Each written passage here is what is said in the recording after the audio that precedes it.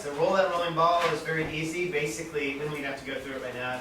You basically just play the teacher track, and you dump out a bunch of colorful balls, and you just roll the balls back and forth. I always like to say, let's see if we can roll it back and forth in rhythm, but good luck.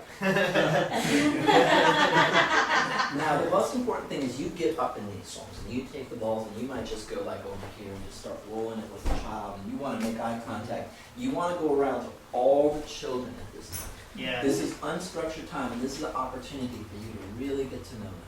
That's right. So the ball songs, the scarf songs, and the instrument jam along songs are the 3 times you have golden moments to go and bond with each child. So like you just go to each child and say, "You want to roll with me?" And I always schedule the ball songs the first week because especially when you don't know them well. Like when you roll a ball to a child, suddenly you're their best friend. So it's a great way to bond with them, and because it's free and it's not like a structured activity. You can just go try to make it to every child and do that. It's a lot of fun.